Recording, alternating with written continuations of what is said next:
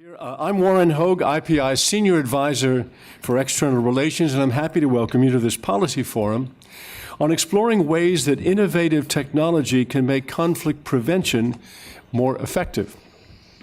Now, you may not have noticed, but we passed a technology milestone last week that I was unaware of until I read up on the subject in preparation for this meeting.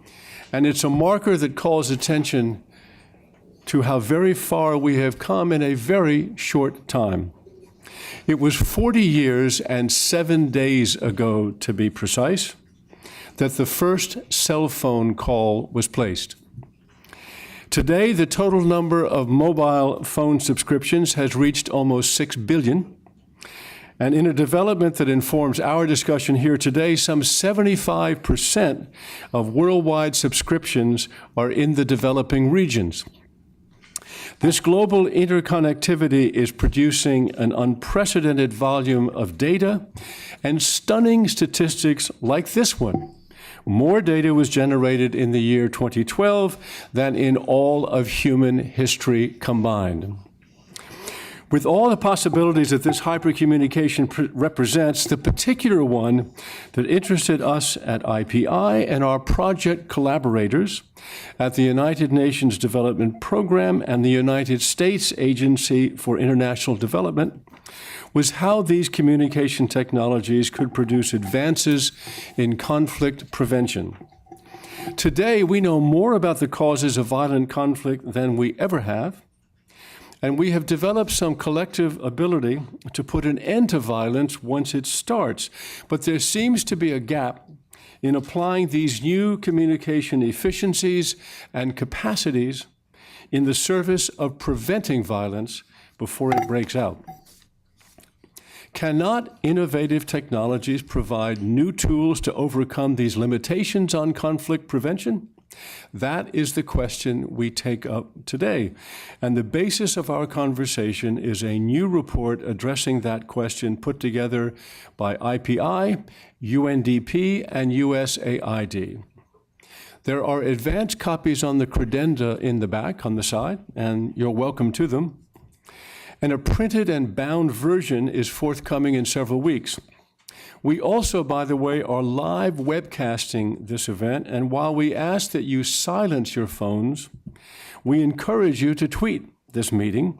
And the two main handles we are using are IPINST, that's I-P-I-N-S-T, and Tech for Peace, that's T-E-C-H, the number 4, Peace, Tech for Peace. On our panel, we have representatives from the 3 collaborating organizations and authors of 2 of the 5 case studies in the report.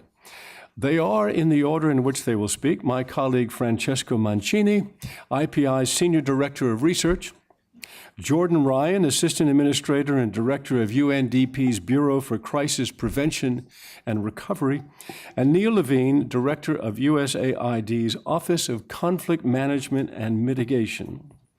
Then we will hear from Emmanuel Latouze, who is a PhD candidate at the University of California, Berkeley, an advisor on big data to the OECD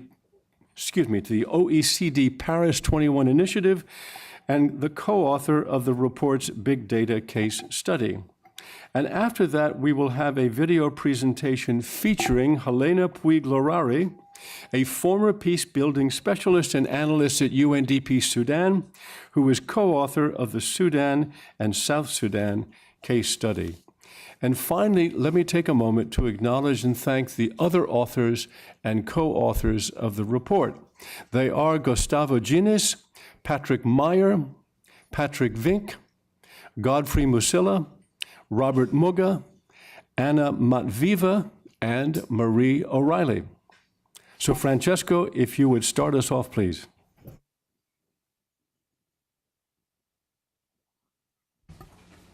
Thank you, Warren. Good afternoon, and welcome IPI also on my behalf. It is my task to outline the key conclusion of this research project, which are presented in the final section of the report. Before doing that, I want to add my thanks to my colleagues at USAID and UNDP for their support and partnership. I think this is quite a groundbreaking research case studies report, so I hope you will have the time to engage in these case studies, because there's been really very few in-depth research in this area, which is still quite relatively new. I also want to add one particular thanks, which is to Marie O'Reilly, my colleague at IPI, associate editor, who has co-authored the conclusions with me and also done an extraordinary job to edit the report that is in your hands. So thanks, Marie, for your work on this. As Warren just mentioned, 40 years ago, last week, Martin Cooper made the first cell phone call in history here in New York. The general manager of Motorola, he called his rival at the AT&T with a 9-inch and 28-ounce phone. That's how it looked like. Now, since then, many things have changed in communication technology.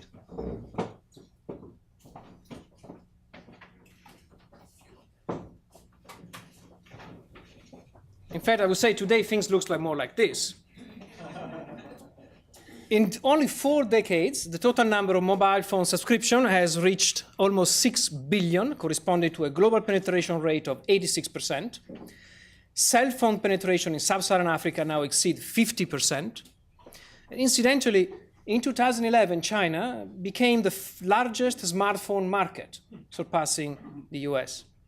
And experts estimate that smartphone penetration in sub-Saharan Africa may reach 40% within 5 years. The global number of internet users also continues to grow very rapidly. Global access to the internet has more than doubled in the past 5 years. However, the diffusion of this technology has not been distributed evenly across regions. In the Americas, more than half the population has regular access to the internet. In the Arab states, less than 30%, and in Africa, less than 15%. So the digital divide still persists. However, I really would like to draw your attention to the incredible jump in just 5 years that Africa had in internet access. So if you project these data in the next 5 years, you can see that the penetration is really bound to grow exponentially.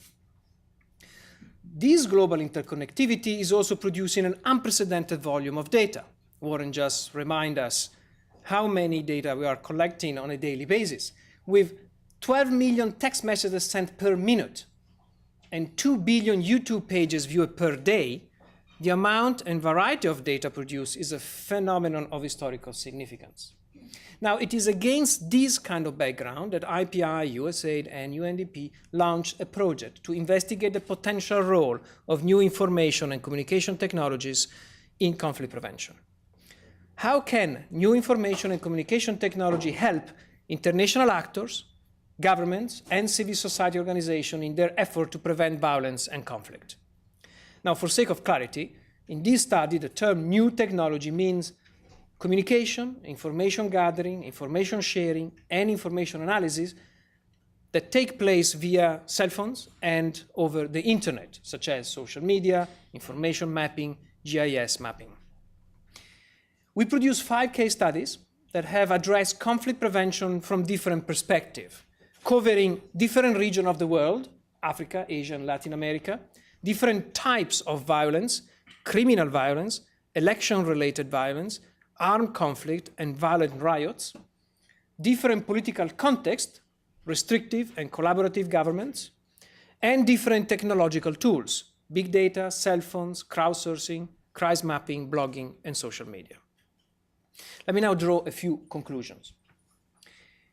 We really did not want to design a grand theory of conflict prevention and new technologies. The diversity and changing nature of conflict setting explored in this study strongly suggests that those seeking to prevent conflict need to adapt their strategies to the context at hand.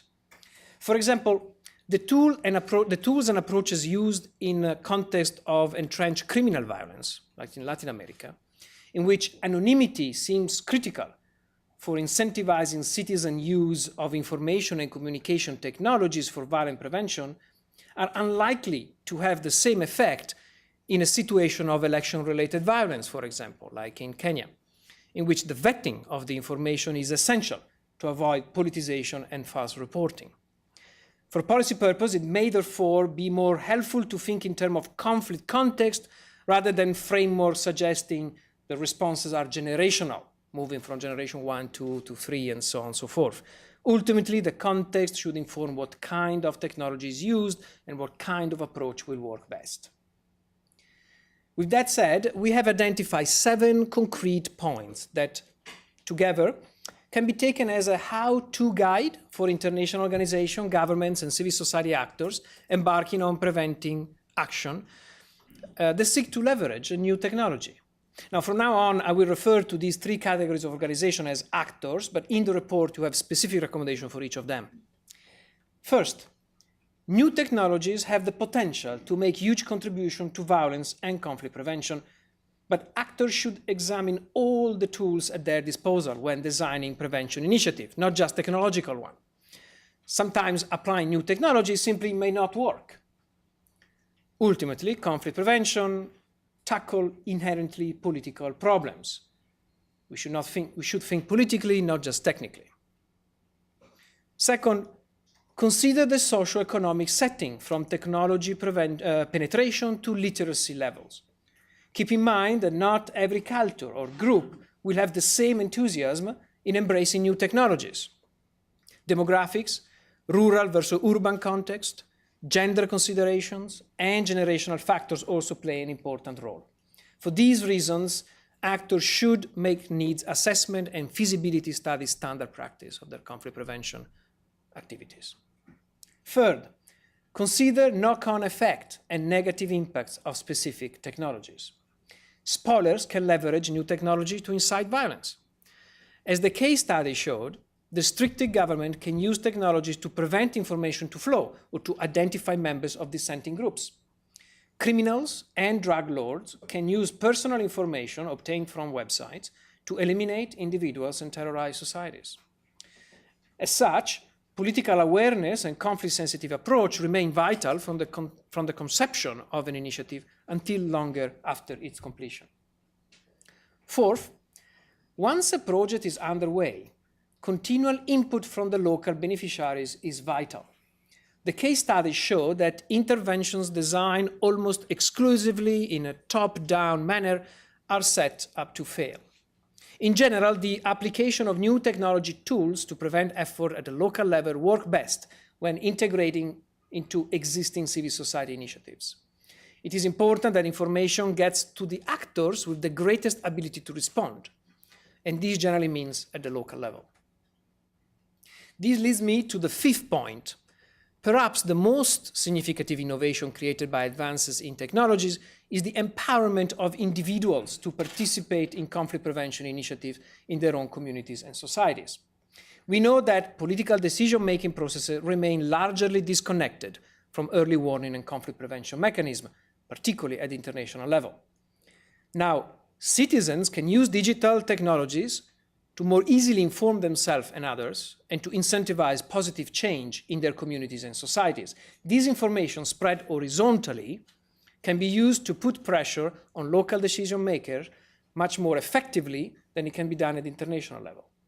In other words, it seems that new technologies have greater potential, neither top-down nor bottom-up, but for bottom-bottom approaches. An actor should support the emergence of these bottom-bottom initiatives, providing funding for developed local capacities, improve connectivity among different initiatives, and help the sharing of best practices. 6, much more work is needed to identify the level of trust, transparency, and control that individuals, business, and governments are willing to accept when it comes to sharing data via digital technologies in a context of violence and conflict. As evidenced in the Kenya case, for example, suspicion and distrust of national police and security establishments may have contributed to communities' reluctance to share certain information for early warning with the National Steering Committee. And finally, the 7th point, partnerships. There are indications that prevention initiatives that draw on the complementarities, strength of international donors, governments and private sector and civil society prove more effective. The need for partnership in the realm of big data is particularly acute given the array of actors involved in extracting actionable information from this huge data deluge. Private companies, they hold the data, academics and technical experts who need to analyze them, civil society actors who can put into context, and governments and international bodies that can regulate its use and incentivize cooperation. So these are our 7 points of a tentative how-to guide to leveraging new technologies for the prevention of violence and conflict. Now, we believe that at this stage of application, we can only draw tentative conclusions. Most of the analyses point to the potential rather than the current reality, or thought there have been some significant and positive experiences on the ground. For this reason, continued extensive research and systematic evaluation are needed for a deeper understanding of these realities and all those potentials. And we hope, of course, to continue to contribute to this joint effort. Now, more analysis and information are in the report, which I encourage you to read. If my quick summary of the conclusion did not stimulate your interest enough, I hope our report cover will do it. As many of you, Manu, as you know, Manu, let's just say, is also an accomplished cartoonist, and he has kindly enough offered this drawing in addition to his excellent paper on the role of big data, on which we'll hear more later. Thank you for your attention.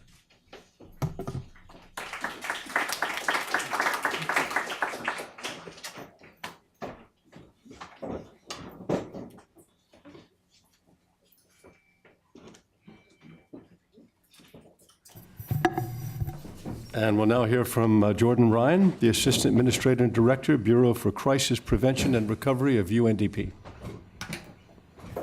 Well, thank you very much, Warren, for hosting us, and for IPI for partnering, I think, in what is a very important report, and Francesca for introducing this report. In 2002, the former Secretary General of the United Nations, Kofi Annan, called for countries to bridge the digital divide. And now more than, over a decade later, fortunately, there has been some positives in terms of bridging that divide. You've seen from the presentation that the developing world, despite a lag, is increasingly catching up, perhaps not as fast as one would want. And we've seen, again, emerging social movements, both in North Africa, the Middle East, but in many other countries developed, witnessed the last election, the mining of data, and in many developing worlds, relevance and impact of information and communication technologies, whether it's on governance issues or conflict transformation. Social media networks, mobile technologies provide communication channels that simply generate often global support for social and political movements. Coney 2012, a good example. But increasingly, they also can work at very local levels, mobilizing people in ways that are, quite frankly, unimaginable 10, 12, 15 years ago. While technology in and of itself doesn't create revolutions or build peace, it changes the way people interact with one another, and certainly the way they interact with governments, both at national and local levels. Increasingly, people's voice are being heard, and those that have been excluded find now new ways of participating. We in the United Nations, I think, have historically been involved, obviously, in building peace and conflict resolution, but we certainly see a way with technology to find ways of utilizing technology in prevention of conflict rather than stoking its flames. Certainly, we very much welcome the partnership with IPI and USAID in this initiative to actually use case studies to look from the ground up and for this discussion today to introduce it both by webcast and also to have introduction soon in Washington to be able to have this study be presented. And I think the findings of it resonate very strongly with good development practice, with increasingly what we're hearing from developing countries, from G7 plus countries about participation, engagement, accountability, and much of what communication technology can bring. Certainly, while there are still limitations, including the as yet to be enough outreach of communication technology, the World Bank, at the same time that the 40th anniversary was recognized of our very heavy mobile phone back then, the outreach of mobile phones now is access to mobile phones is greater than access to toilets in the world, according to the World Bank. Pretty shameful. But we do know that the opportunities outweigh the challenges. Increasingly, national crisis management bodies use mobile technology to raise awareness about preventive measures, to issue warnings, evacuation notices, used to marshal and direct people on sudden onset humanitarian crises. It's part of integrated community warning systems. We've seen many places it's used very well to alert people about rivers rising and also to inform mediators or police about locations where there are outbreaks of violence. It's used by ordinary citizens to rally and organize and share information about governance processes. But there clearly is much more that can be done to prevent human-made violent conflict and draw on the experience that we know has been done with respect to humanitarian emergencies and disaster risk reduction. Where we in UNDP have worked both in partnership with governments and others to apply this technology, certainly in Georgia, along the border with South Ossetia, early warning projects have worked quite well with 16 local communities that use crowdsourcing and text messages to enable villagers to report security incidents, both to the Ministry of Interior and to the European Union monitoring missions. That does help improve the local perception of security. As was mentioned in Kenya, the 2010 the referendum did use a mechanism of SMS based services that did help the citizens respond to what had been that very violent election. And yes, I think we learned a lot of lessons that did have citizens that were fearful of national police response. So there was intentionally a great deal of effort to work with local actors and to build on work with women's groups, local citizens, to make sure that there was a community involvement that used those text messages to better integrate local action, local response to make sure that there was an ability for that engagement of the community using SMS text messages in a way that responded in a timely fashion to threats of violence from often young folks on the street that were gathering.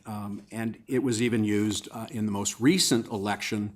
And although not without incident, it certainly was, although not violence-free, although any violence is bad, not as horrific as could have been. But again, mobile technology, crowdsourcing is increasingly being used to develop mapping platforms that do provide pictures for security planners. But again, obviously, the need for transparency, adherence to election codes of conduct, much better communication about what the technology is being used for is absolutely imperative in order to build the trust. It's not that the technology is simply a means of identifying imminent violence. It has to be used to ensure not only conflict prevention, but building peace and actually holding government accountable to citizens.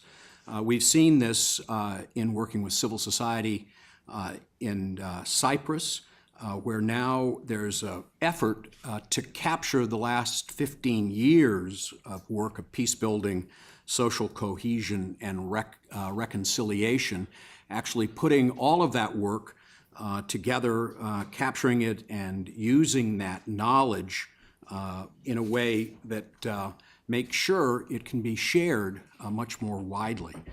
So there's significant potential of mobile technology to save lives, protect achievements, increase inclusion, and it can be done often very quickly and relatively minimal cost, but it cannot replace the need for capacity buildings of authorities. It can't replace the basics of development, of engagement with local communities, of ownership by people of their own choices in development.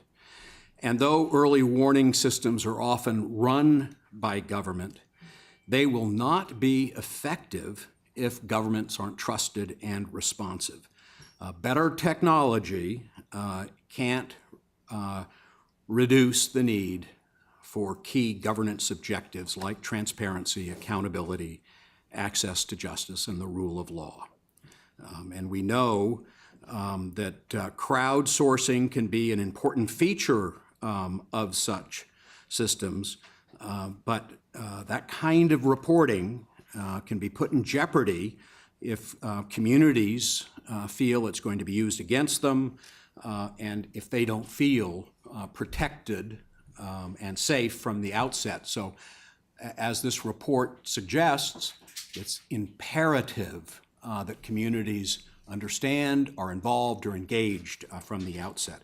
We think this report is very important in terms of the findings that will be useful for both international organizations and for wide distribution, both in many developing countries as they move forward to use mobile technology, both in increasing their knowledge, understanding, and capacity of using this tool to advance development. We are looking with the possibility of eradicating poverty in our lifetime, not just reducing it. It won't be easy, especially with the many challenges in the so-called fragile and conflict-affected states. It will require governments and communities to strengthen their own institutions and systems for anticipating, preventing, and preparing and recovering quickly from shocks and vulnerabilities and increasing their resilience. The best way will be to use all tools, as this report suggests, political, technological, and of course relying as much as possible on citizens themselves. We're deeply appreciative of the work that our partners, IPI and USAID, have done to put this story forward. We think it's very well researched, and we're very appreciative of the hard work that the researchers have done. We look forward to make sure that the lessons from it are applied in the field, and we're looking forward for partnerships with many of the donors to make sure that technology works and works best where it needs to be in making the lives of people safer and more prosperous. Thank you very much.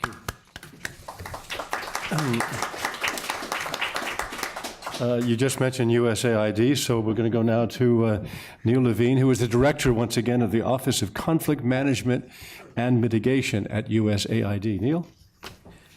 Great. Thank you, Warren, and thank you all for being here. I first want to start by, again, extending my thanks to our partners, the UNDP, and of course our hosts today, the International Peace Institute. I'm also delighted to be in the company of my good friends, Francesco and Jordan, and I think I can say without fear of contradiction that when we get together, we're either planning to do something interesting and important, we're either in the midst of doing something interesting and important, or we are congratulating ourselves on having done something interesting and important. And this is one of those third occasions. And that may strike you in terms of this congratulations when we're both all deeply involved in the problems of violence and conflict prevention. But this is a good day, I think, in terms of adding to the store of intellectual capital on this important topic. And we'll either demonstrate how much or how little we know about the intersection of conflict prevention and technology. I also want to say something about the particular arrangement of this report. We have in this case the partnership between a bilateral government agency, a multilateral government agency, or multilateral organization, and a world-class independent think tank. And that offers a kind of a refreshing approach, and it does give us a multiplicity of information that's geared toward both programming and policy, but it also does that with a degree of independence. And if you've had some time to look at the report, it is candid in its appraisal where applications of technology with the best of intentions have fallen short. And that is refreshing, and it does speak to the independence that is allowed under this kind of arrangement. And so we take away that learning. I also want to pause to give thanks. None of this happens by itself. And to, again, thank Francesco, Maria O'Reilly, and Taimi Stelo from IPI, in addition to Jordan and Carl and Osonia Ohielo from UNDP, and from USAID, Rachel Locke from our office, who walked point on this and brought this to fruition. Let me turn to the report itself and just offer a few observations and thoughts about future directions. As Francesco said, I thought you get a richness of the report in terms of how it was set up to really bring a comparative model. So the cases draw from different regions of the world. They deal with different types of violence, again, criminal violence, election-related violence, armed conflict, short-term crises, cases in different political contexts from restrictive to collaborative governments, and then finally cases that involve different technological tools. And again, it's a big field, but this actual organization makes it, number one, readable, and therefore, we hope, usable, and second of all, gives a richness in terms of comparison. It also reminds us that conflict is very context-specific. It's looking different today than it did 30 years ago. We need to maintain a keen eye on what has demonstrated effectiveness in the application of technology, at the same time be open to new ideas that technology brings to the fore. Let me offer a few. 5 reflections. First, I think it goes without saying, so I'll say it, that a lot of times these complex problems, there seems to be, in spite of all better judgment, the idea of adding technology and stirring, and you will have a positive result. That the complex conflicts we face, technology is additive, it's part of the toolkit, it is not a panacea, it needs to be used wisely. Second of all, I think Jordan talked about is that no amount of technology would be a substitute for good systems of governance, participation, the rule of law, et cetera. I will add to that list just some of the central tenets and learning of peace building that we have come to rely on. The first, I think, and most important one is that there is no substitution for a deep, textured understanding of a particular local context, including the conflict dynamics, the key actors and institutions, and the things that motivate and animate their interactions. Technology may have an important bearing on that context, either as an accelerant to violence or as a factor of resilience of a local culture. And I think it says in the report, sometimes you can have technology, but without the adequate knowledge of how that technology can be used and best applied, it does not serve as a resilience. It is found by the report to be used best when it bolsters an already existing local capability that is enhanced by the addition of technology. The technology is not a substitute for having a solid theory of change, and this is something that we've done a particular lot of work at in our office and through AID in wedding a strong, locally based conflict analysis to a design or an approach of intervention that has a solid theory of a change. What is your expectation of the addition of technology, assistance, training, whatever your intervention is, on the variables, and what is your expectation, and are you going back to see, did that hypothesis hold up? Third concept of peace building is the idea that a best practice is that as we engage both key people and more people, and of course the addition of technology does expand those capabilities to do both those things, to reach both key people and more people through obvious interventions of social media, the internet, and so forth. But the idea being that severely localized interventions that don't add up to peace writ large, only have limited interaction, and elite level peace that does not tethered to broader social, broader society also come up short. The third reflection says that the technology has the ability to democratize information on violence and conflict. As access spreads, more people are able to utilize the technology, and information can be shared in a more horizontal fashion than purely vertically. This is extremely important, especially when the reliability of the response system is questionable and you need broad access to information among the society writ large. Fourth, the role of technology poses interesting do no harm considerations into our activity, and that any activity, regardless of the intervention, becomes, when introduced into a landscape, becomes part of that landscape. As they say, technology has the power for great good or great evil, and by enhancing that capacity, we may inadvertently enhance the capacity of negative actors to act contrary to conflict prevention. Fifth, again, we must also recognize that no tool can ever prevent conflict, violence or conflict, which often requires more than anything a political solution, and I think this harkens back to some of the comments that Jordan made. Technology can be used in the service of promoting political solutions by increasing advocacy for populations towards political leaders to promote peace. The success of this approach will be highly dependent upon the political landscape, the openness of leaders, and a host of other factors. Let me turn to just one area of suggested by the report for further use, further consideration, namely the intersection of youth demographic trends, urbanization, technology use, and violence. As the Latin America case points out, the region has the highest rate of technology penetration and use in the developing world. It also has the highest rates of violence and youth demographics. Many studies have been done in recent years on the relationship between youth trends and violence. Our own office says that this is not a causal relationship. It is what we would call a risk factor. It certainly needs further use. Further research. It would be interesting to get more nuanced look at the ways in which efforts to engage large youth populations in movements for peace, good governance, and reform could utilize technology tools in the service of this forward movement. We're starting to do this already, but it's a rapidly changing landscape, and we are challenged to keep pace with it. What I take away from this experience in partnership with UNDP and IPI is that working in partnership, introducing the kind of rigor, kind of spirit of collaboration and inquisitiveness, we are very well instructed in terms of how to pursue kind of these complex issues in the future. Again, with very heartfelt thanks for our collaborators and the authors of the report, and thank you for being here this afternoon.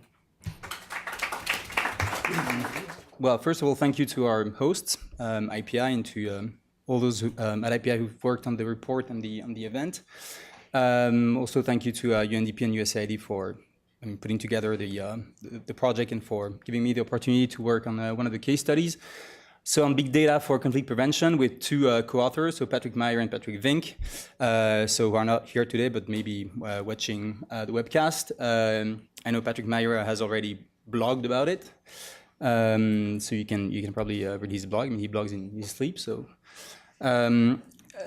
so I'm just going to try and so give you an idea of the of the report. So the structure is not the same as the case study. I'm sorry, there's an arrow missing, but there should be a second arrow. So actually so let me just go back here. So this is just the outline of the presentation. So I'm going to talk about the context and promise, basically why the question, why do we think that big data could help conflict prevention, and then just sketch the main risks and challenges, and then conclude with the main principles and policies that we think could help alleviate some of the risks and challenges and fulfill the promise, if you will. So, first of all, in terms of the cartoon, so some people actually didn't understand the cartoon at first, and because you can see it in two ways. You can either think that these PDAs and cell phones are actually sort of like warning of the presence or emergence of an AK-47, or that they're creating the AK-47, where you see sort of like the tension between big data and conflict prevention. My initial intention was the former. But then now I actually lie and say that it was both, but it was really the former. So this is just a quote by Alex Penton at MIT, who's a very prominent computer scientist who's worked a lot on big data, still working a lot on big data, and who basically just stresses both the significance and the tension between the risks and on the one hand also the promise. I think it's a great quote, but I don't know if you've had time to read it, but otherwise I think the presentation will be shared. All right, so context and promise. So in a few slides, so I think there are three factors that, in a sense, the question stems from three factors. The first one is, just as we know, the big data revolution. So the explosion in the variety and volume of all kinds of data, which are sort of the byproducts of our daily lives. And this quote is actually mine. You can say that indeed more data has been produced since basically this launch started, or this presentation started. Then you can find an N that would work, in the sense that it's growing so fast that the new data at almost any point in time the volume will be greater than what has been produced in some past. So I'm not going to go into the details of the graphs. I'm sure you've seen many of these graphs. But the key point is that this is what Gary King at Harvard says, is that big data is not really about the data. It's not just that it's big. It's that it's different. And so what we call in the report is traces of human actions picked up by digital devices. It's actually how we define big data in the case of development. And it's about the ecosystem around it. So it's not just the fact that there are so much more data. It's the nature and the ecosystem around it. So this is the report that Global Pulse at the UN published last year about big data for development. I've listed a few applications in the realm of social science and public policy of big data for development. And here, so what these examples say is that you can actually use big data to sort of find patterns in the sense of what is the normal behavior of a human ecosystem. So what we call patterns, or smoke signals, when actually there's something unusual. So in a sense, and then if you relate that to conflict prevention, you can think of these as sort of operational early warning for smoke signals, or structural prevention if you're able to sort of model human behavior. I'll come back to that. So the second factor that sort of gives speaks to the question is in a sense conflict prevention 2.0. Actually, OCHA just released a report yesterday or today about humanitarianism in the network age, and that basically touches on the same points that the crowd, the role of technology, the role of the crowd, the sort of horizontal approaches, bottom up, and of course with bearing in mind the two caveats that conflict prevention remains first and foremost political, and that many challenges remain, and of course the response gap is always hasn't been addressed fully, even with technology. Let me just. So the third in a sense factor that sort of from which the question emerges is that we all hear about uses, or we can actually think about uses of big data for in fields that are slightly related or that sound related to conflict prevention. So of course the CIA recently admitted to like full monitoring of Facebook, Twitter, and other social networks. I've listed a bunch of other examples. But the fact is that with these three factors, so the big data revolution, changes in the sort of like conflict prevention and technology landscape, and the actual application of big data to counterterrorism, to intelligence work, to predictive policing in New York, in Las Vegas. So these quotes obviously have some weight, that you can actually use big data to understand patterns, and maybe the question is that big data is not only relevant, but it could be, some people could actually argue that it's especially relevant because there are the dearth of data in these places, and they're very dangerous. So you could actually think that it's especially relevant. And of course, others would say, well, no, that's completely naive. That's actually very dangerous because of the risks and challenges. So the risks and challenges, of course, the main one that comes to mind. Okay. So the main one that most people, when people talk about big data, is like, oh, okay, like it's the big data, big brother. So that's one. If you think in terms of predictive policing, it's about sort of like predicting what's going to happen next. So what if preventive strikes, for instance, are in a sense the sort of like macro application of predicting policing. So I think this paper by Dana Boyd and Kate Crawford that came out in 2011 sort of summarizes very well the challenges and risks of big data. So I just highlighted three that I've already been talked about. So number five, of course, speaks to sort of the privacy concern, and the fact that a lot of it is accessible, but it doesn't make the use of the data ethical. Number two, it's the claim of, so this word is apophenia, which is very nice. It's the tendency of people when they have a lot of data to actually find patterns in the data, and this quote that if you torture the data long enough, it will eventually speak. So it's this notion that you can throw in a lot of data and then you'll find something, and if you make policy decisions based on that, and if you're completely wrong, then it could actually be a disaster. The sixth one is one of the most important ones that we highlight in the case study. It's so this notion that the digital divide is sort of closing. It's closing in terms of production of data, but it's certainly not closing, and it's probably widening in terms of the analytics. So the new digital divide is an analytical divide. It's who has the capacity today to do big data, and if you think in terms of that, it's big US and European universities and a few others, but it's certainly not at the level of the communities that big data is supposed to help. So this is, in a sense, this slide is about basically think of this as a human ecosystem, and big data is supposed to like model how this ecosystem is working and detect malfunction or malfunction. So, you know, smoke signals, something patterns. So you have a pattern, and then you have a smoke signal, something that's unexpected. Well, the problem, I won't go into details, but the problem is that we're very good at predicting sort of like 10 out of the 3 next revolutions, which are, we're very good at not picking up sort of like false positives.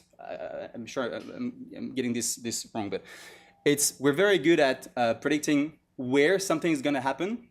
So we don't miss usually revolutions, but we over predict. So, and there's a mathematical explanation to it, which I won't go into. But the point is really how you like sort of like model human behavior. It doesn't mean that it's impossible, and some people think, I think, and they're right, that there are actually some patterns, but it's difficult and it's tricky to make decisions based on these models. So just to summarize before concluding.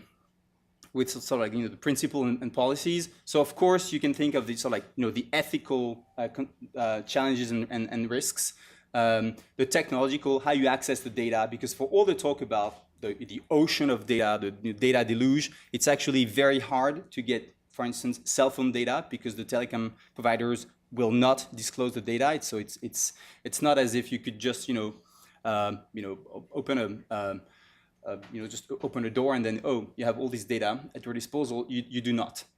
So analytical, it's this, the risk of basically rushing to judgment and thinking that you can just make policy decisions based on data. And institutional, so it's really the risk of this new digital divide and re-centralization that is sort of like a correlate of it. Is it after years and years and decades of trying to, in a sense, like invert the flow, the risk is that we're going to go the other way around. So now, in terms of principles and policies, so there are 3 categories. So first is this, in the report, this attempt to sort of formalize the field, like just conceptually, or in terms of semantics. So first, we distinguish big data with capital B, capital D as the field, and big data as streams. So that at least on paper, when we talk about big data, we know what we're talking about. Then, so we try to discuss and sort of clarify what we mean by digital patterns as opposed to signals. And I won't get into that, but we think that probably tomorrow we're just going to talk about signatures. I mean, we're defining those terms. It's not as if they're not self-explanatory, but we're sort of defining the terms. Very importantly, we think that when you want to use big data for conflict prevention, and if anyone is ever going to use big data for conflict prevention, you should really distinguish whether you are trying to describe an event, whether you're trying to predict an event, and whether the 3 is missing, you're trying to explain an event. And we're very good at 1, not so good at 2 for the reasons I highlighted, and we're very bad at 3 because otherwise maybe there would be far less conflict in the world. Secondly, so it's this notion of of intent and capacity. So build the right intent. So of course, do no harm as the core principle. I mean, it sounds like rehearsed lingua, but given sort of like the challenges that I've highlighted, I think this is something that should be really restated. Of course, contextualization also for the reasons I highlighted. So in terms of analytics, local insights, understand the patterns, the behaviors, and also like empowerment. That really, even if it takes twice as much time to actually build the big data capacities on the ground as it would if you were only to rely on MIT, then So I mean, I think so be it. And the anti-model, in a sense, is the Killer Robots program that you may have heard about. It's actually an actual program where so completely automated robots are being developed for warfare. It's actually happening now. All right, I'll skip that because and then thirdly, so build the right institutions. None of this sounds or reads as being groundbreaking. But in terms of partnerships, so Global Pulse and also Patrick Meyer have put forth this notion of data philanthropy, where companies would actually share their data, and I think it's much needed, and there are technical ways of actually sharing the data in a sense, in a way that doesn't infringe on privacy. Also, analytics philanthropy, for the reasons also I highlighted, the fact that to sort of counteract the widening of the new digital divide, and the fact that you need collaboration between people with different skill sets, so like legal, technical. Just one example is the fact that it's now possible to code data and even like web links so that they sort of expire after some time. So that could be a way of, in a sense, preserving privacy. So again, it's not about us, it's about them. And I'll end on this quote, which is from the blog, Patrick Meyer's blog today. It's a long quote, so I'll leave it on the screen, which is really to say that yeah, technology will not in a sense fix the sort of response gap, and it's really about empowering local communities to. There was one sentence somewhere. Anyway, you can read it. I think it's a good quote. Thank you.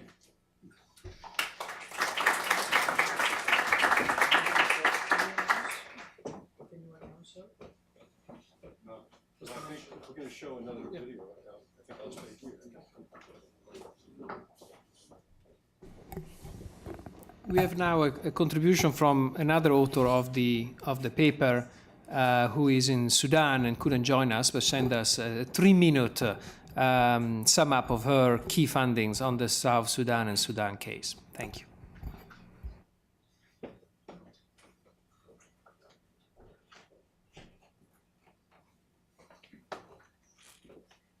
Hello, my name is Elena Puchlarauli, and I wrote the case study on Sudan and South Sudan for the Conflict Prevention and Technology Project. Sudan may seem like an unlikely case study for technology-enabled projects. In 2009, I moved to Kadugli, a town close to the border between the two Sudans, and I used to have to climb onto the roof of my house in order to get mobile phone signal. By the time I left in 2011, I was able to speak to my family via Skype using a dongle to connect to the internet. This is not just a personal story. Overall, internet penetration has gone from 9% in 2009 to 19% in 2012. The trend is even stronger for mobile phone subscriptions, which have gone from 9% in 2005 to 28% in 2009. The 3 case studies described in this paper show how this growing access to web and mobile-enabled technology can support conflict prevention work. Between them, the cases review the use of 4 technology tools: the CRMA tool, USAID, Frontline SMS, and the Google Crisis Maps platform. The first case describes a large UNDP project that uses GIS-enabled technology to help state governments plan better. This project is linked to 2 pilot conflict early warning systems that use text messages to receive reports on conflict incidents.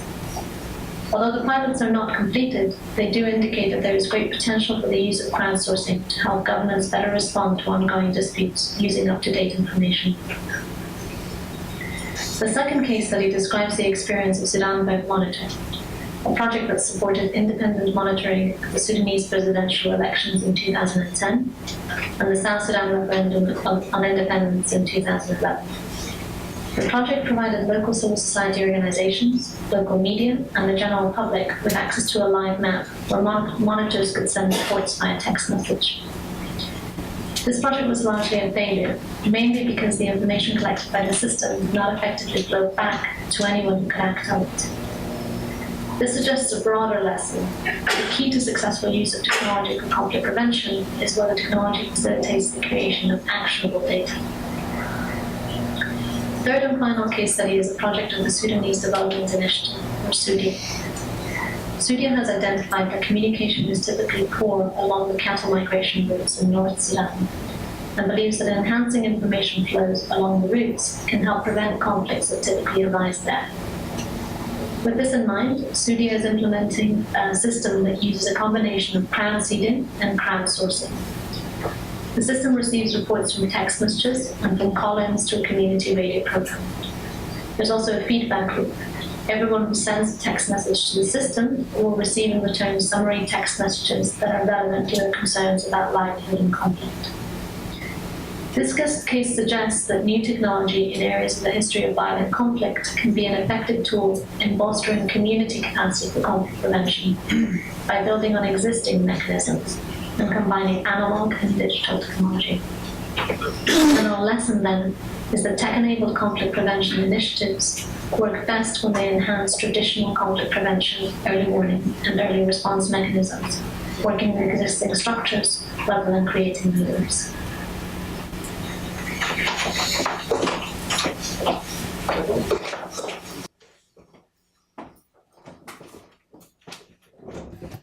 We have about 20 minutes for questions and answers, and I would ask you to simply. I'm not on. We have about 20 minutes left for question and answer, and also for additional comment from the panel. But if you would raise your hand, I would call on you and ask you to wait for the microphone. Very good. Well, let's do a couple at once, here on the left-hand side and then here in the front. When you get the microphone, please identify yourself and hold it steady because we're webcasting. Thank you very much. My name is Csaba Kőrösi. I'm the Hungarian ambassador to the United Nations. I'm a little bit hesitant listening to the presentations, and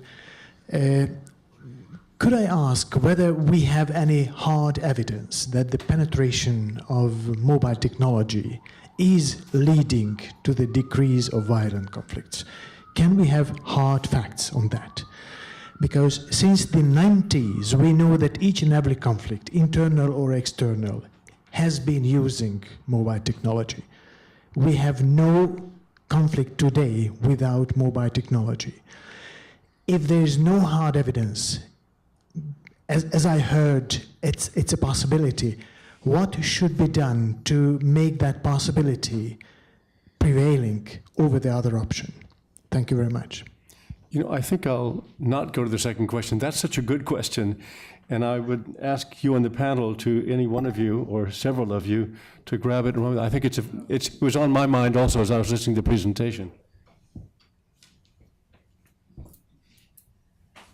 Well, I think we've seen the use of mobile technology linked to efforts to reduce violence, especially around elections. So the hard evidence that we have certainly was in the case of Kenya with the referendum, where there was a dramatic reduction in violence, and whether you directly attribute it to those SMS messages or whether it was more active community actors on the streets, or the fact that there was a much more linked effort by government, media, churches to be involved. I think there are many factors that were probably involved, but that from our vantage point, there was a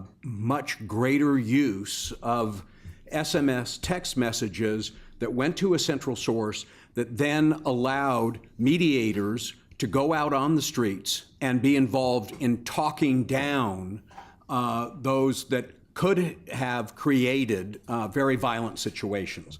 So, I think, there have been a number of situations like that, especially with electoral violence, where we've seen technology be able to be applied to situations. But again, one-on-one, there are many factors that we're seeing used, but that's a very good case of where we've seen it have a very positive effect. Emmanuel? Just to add a few words. Obviously, technology or technological devices are being used to detonate, bombs, to communicate among armed groups, and Al Qaeda has a Twitter account, and but there's nothing really we can do. That's not our job to try and prevent these groups from using technology. And there are many other ways, like more indirect ways in which technology can actually sort of like, spur violence if technology creates inequality within the country, and so then you also have a sort of like a channel.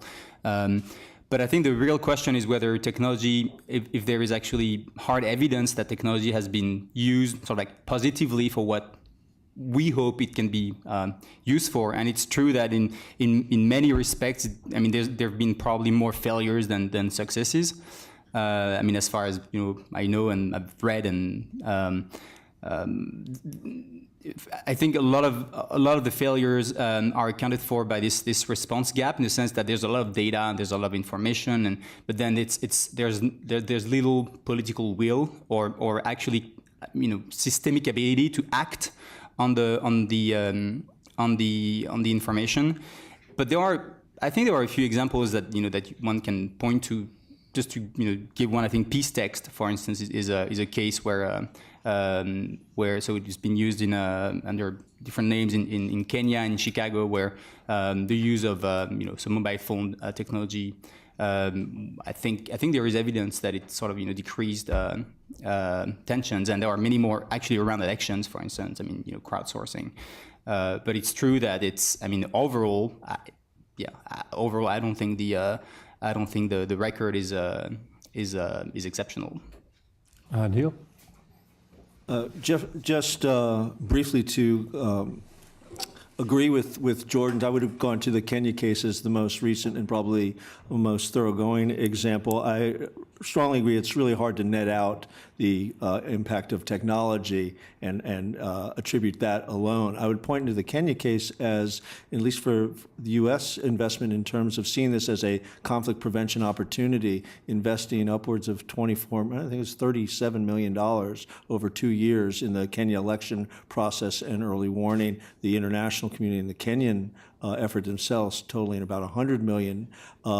And it showed learning from previous projects. If you look at the report and look at early warning systems that were in place in the first part of this decade and their shortcomings, and how that was built on during this last case in terms of really narrowing the response gap, where the information was received by those parties that were able to act, and that have a dampening effect on the violence. So it shows that the field is moving. That remains, as Emmanuel said, this response gap as the hardest nut to crack, but we see progress, and we see the use of technology helping us. Just to add to what has been said, now of course this is a broader problem for conflict prevention, right? The usual problem of how we measure the effectiveness of preventing something that didn't happen. But there are, I think, hard cases that can be identified, and I just want to make one example, which is the Latin America example, which refer to criminal violence, where very localized activities, many at the municipal level, are helping to, secure certain groups, for example, women and girls, moving police patrolling in certain areas rather than others, identifying narco traffickers or cartel local bosses in the area. Is criminal violence decreasing in Latin America? No. I'm not going to say it would be higher if there is not this initiative, but I think there are solid cases where civil society has been organizing themselves thanks to the technology and been able to do that kind of horizontal spreading of information, and in some way forcing the local authorities to do something about it, because the communication goes quickly across the municipality. They have a keen interest to address the problem, and they try to do something. So I think there start to be cases. But as we said, a lot of what is discussed here is about the potential of it. But I think a lot of conflict prevention conversation is about the potential and what can actually be done. And ultimately, it's about investing more, but also connecting this system to decision making so that we act upon these information. Excellent. Now we'll go to the second row. Thank you. Matthew Scott, direct the peace building work of World Vision Development Organization. And I've monitored the debate both within our organization and more broadly. And it seems that we have a tendency to fall into two extremes: the technophobia that says, well, this is technology that's not appropriate for fragile contexts, it's immature, it's not proven, or just a reflexive anti-technology response on the one hand. On the other hand, there's a technomania danger on the other side of, well, smartphones and big data, and there's amazing opportunities that are often not thought through the lens of local context, not thought through the local governance challenges that you've elaborated. Would you agree with that? That's the challenge we face, is the detour into either of those two places, and then how do we avoid, how can we stay on the path of applying these technologies in the appropriate ways you've outlined? Another very good question. I think I'll just open it up to the entire panel. Neil, you wave first, go. Yeah, I think you've set up the question very easily to sort of like, obviously the Goldilocks choice is in the middle is what we want. I think I look at the technology question, as in many other things, is that we are faced with a set of wicked or complex problems that we try to apply a systems approach in terms of understanding that any intervention really causes a reverberation through the system that we can't at any one time really understand.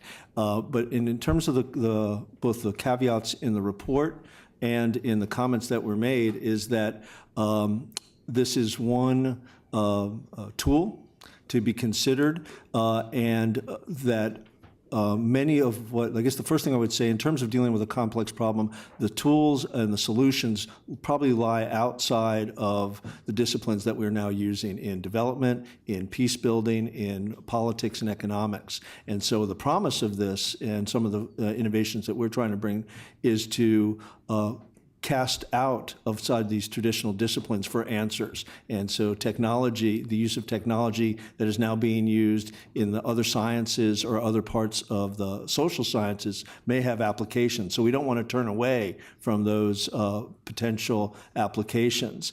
But you do that with the warning, and this is where you get to the Goldilocks answer, which is what are some of the ethical concerns? And I think Emmanuel's presentation on big data sort of charted out both privacy issues, what we do well, what we do poorly. The second is the do no harm principles always stand very firmly when you're talking about both development and peace building. Third, good program design and understanding. And then what we don't do well is going back and said, did what we think happened actually happen? Both to correct action or to be open to learning that you didn't think you were going to experience that came from an application of a new technology. So I think the best practices remain best practices. The technology probably lies outside of where we're currently looking, and we should be open to that. Manuel? Yeah, I mean, obviously it's the also one of the core question. I think the middle path is to be sort of like a healthy skeptic, but of course the question is, are you more like which of the two terms are you more leaning towards? But just to take an example outside, I mean, to just focus on big data, but to take an example outside of the realm of conflict prevention, for instance. So I work also on official statistics, and the same question sort of arise. Initially, there was like the first step or the first initial response was, wow, it's amazing. Like we were gonna know everything. Like Google knows more about. I mean, I read something in a French newspaper. Google knows more about France than INSEE, the National Statistical Institute. It's amazing. And then the response, the backlash was, oh, but no, these data are just they're really bad. They're biased. It's noisy. It's everything. So no. And then the third step is, okay, so it's neither A, it's nor B, it's something new, and we have to sort of come up with the make sense of what we can do and act on it. And then I think what we need to, technology is always, it's been described as this sort of like magnifier of human intent and capacity. So it's Kentaro Toyama at Berkeley who said that. So basically you just need to sort of, we collectively need to come up with sort of like the right intent, and so recraft the intent and rebuild the capacities. But it's not easy at all, because we don't really know what the right intent should be when you have all this new data and new technology, and you don't really know sort of like what new capacities are needed. And I would say that actually that the capacities that are needed are probably easier to identify than the right intent. But in terms of basically how you get to a point where we think that we have the right intent capacity, I think it's just through back and forth and trial and errors. I think it's, in the case of big data, I really do think it's a game changer. But I'm obviously, as you heard, I'm not saying that overnight all the tools that we sort of tried more or less successfully, usually less successfully than more, are going to disappear. But I think we have to start somewhere. And we have to start by thinking about what is the right intent and what are the right capacities. Just 1 minute on this. Again, it's context specific, but it's so context specific that within the same country and within the same conflict issue, it might play in different ways. Kyrgyzstan is a telling case. In the Fergana Valley, I'm talking about the riots 2010, there was an 800 number that was available for a group of population. Now, in the rural area, they didn't use it. A lot of women had cell phones, but they didn't text. Either they don't know really how to text, it's too complex, nobody trained them, it didn't work. In more urban areas, younger people use their cell phone to spread information about where the riots were taking place. Did that decrease the number of riots? Probably not, but allowed people to be safer. And literally, some people leave in their house, 5 minutes before a mob was coming.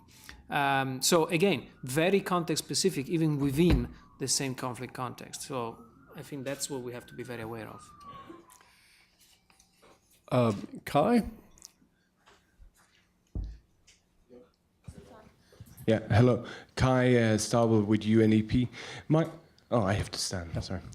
My question is touching a bit back on what Mancini responded, saying, how do we use all this data? Because what I'm getting a bit confused, we're collecting all this data, and it's almost as if big data is hindering us from acting, because how are we going to use this data and take one step further? One thing is to find out where are the demonstrations taking place. Why aren't we using the data that's available now to hinder the demonstrations from starting initially? So how do we affect the decision makers with the big data we have?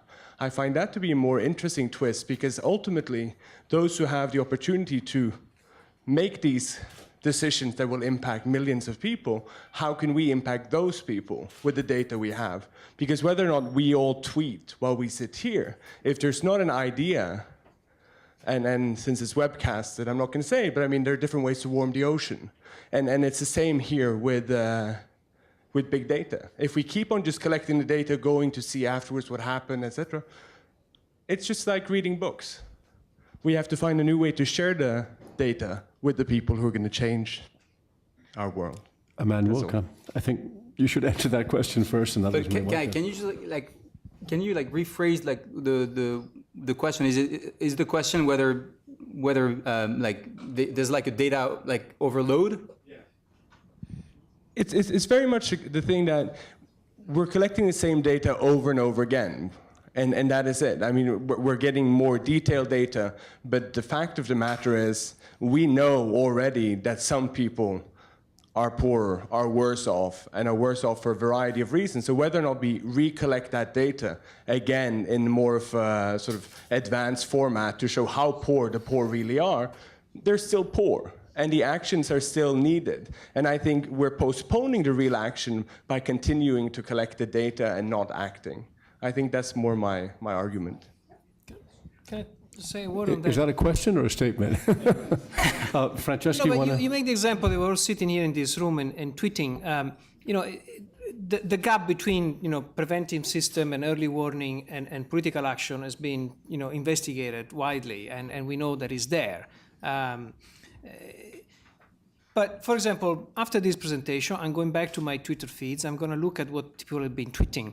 If nobody's been tweeting about my presentation, I have a problem. If there are 3 or 4 things that you picked up, that's something I should build on it. What I'm saying, I have the willingness to go back to this data and taking a look. It takes half an hour, no more than that. So I agree with you, it is what we're going to do about this data. But what we're trying to stress here, it's the incredible potential that there is out there, but some can also be very micro. I mean, the example of this room is very micro. And, if you have the willingness to say, okay, I want to improve the way I present, I have an immediate feedback. What did you do in the past? We had on your chairs a little questionnaire where you can give us your feedback. Right now, it's way more effective for me to see who's tweeting what. So again, yes, I agree with you. A lot of data out there. We'll keep collecting more data. We just have to be aware that we can do certain things with these new data that can be rather effective if we want to do it, right? So again, it's just another tool in the toolbox of conflict prevention. Here in the third row. Mark Whitlock with Columbia University. I have a question regarding the technological aspects of this, really, because I see a lot of conflict experts, a lot of policy experts. I'm curious the extent to which you've engaged computer scientists in a lot of the work that you're doing right now, specifically with UNDP and with USAID, because there's a broad literature now on the effectiveness of political decision-making and how good expert opinion really is versus the use of algorithms and machine learning. And the question around machine learning really interests me. I'm curious to know to what extent, again, we've attempted to engage computer scientists who know the tech behind this and give them the good big data versus bad big data so that when we can possibly create better predictive models. That would be the assumption. Thank you. Neil. Yeah, and thank you for the question. My bio does not reveal my advanced computer science degree because it doesn't exist.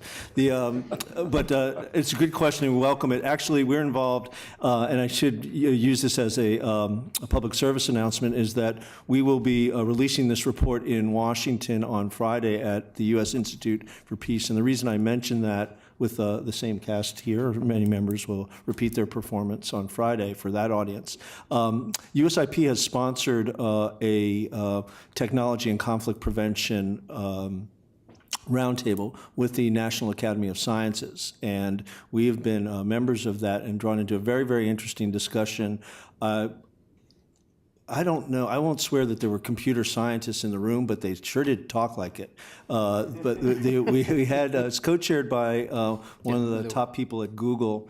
So we have people in the private industry, and this issue of machine learning has come to the fore. I would say that we're just scratching the surface in terms of what's out there. And in response to the last question, I think what do we...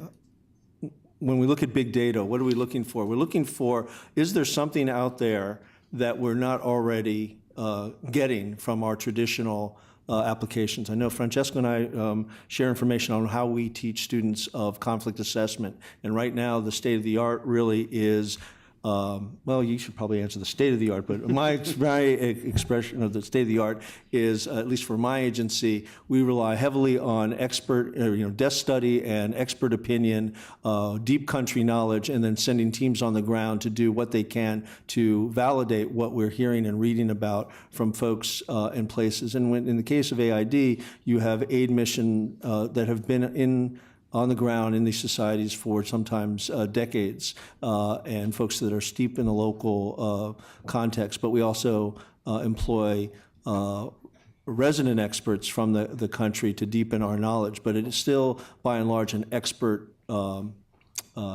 analysis, and then it goes through the several filters of what a U.S. government analysis is going to look like. So you can tell that you probably missed something. So in terms of looking at big data, are there ways to analyze those flows that would reveal patterns that are not evident to us in this traditional approach? So that's the promise of it. In terms of data that tells us what we already know, Kai, that's not why we would be looking at it. And it comes to the fore in terms of this, as Emmanuel sort of warned us, we don't know anything in terms of the predictive nature. It probably is very good in terms of helping us in the descriptive nature. So that's sort of how we look at it. But it is a new frontier for us in terms of the computer scientists and our discussions with them. Yeah, just a quick word. Just full disclosure. Mark and I have already talked about these questions bilaterally, and it's true that I mean, what I find fascinating about the case of big data and conflict and development in general is that you have to bring together people with very different skill sets, and it actually sort of like, you know, speaks to my first response about you know, the initial excitement around big data is going to solve everything, and then sort of like the backlash where people said no, it's actually very bad. So it's actually, you know, it's both. It can be both, and you need people with social science backgrounds, and of course you need data scientists and you need computer scientists. And very concretely, I mean, my experience from the UN is that there, you know, I cannot think of any computer scientist, you know, working at least at, you know, the headquarters in New York. I mean, Global Pulse is, of course, was set up to work on these questions, but I really think we need to. It's a new field. It's you know, computer social science or you know, or digital development, and we need to build teams and we need to build capacities. I mean, we're far from the endpoint, but all these tools, I mean, whether it's machine learning or data mining, are obviously very relevant and need to be, you know, bring in development work much more than they currently are. That's, you know, that's for sure. The question is more, you know, how and where. But I mean, that's why I find this sort of like field fascinating, because it has to be invented. That's a good forward-looking and ambiguous note to end on. And Neil has done the job I was going to do to tell you all that this will happen all over again in Washington on Friday. I suspect that would be webcast by USIP. At any rate, panel, thank you very much. Thank you all for your interest and your questions.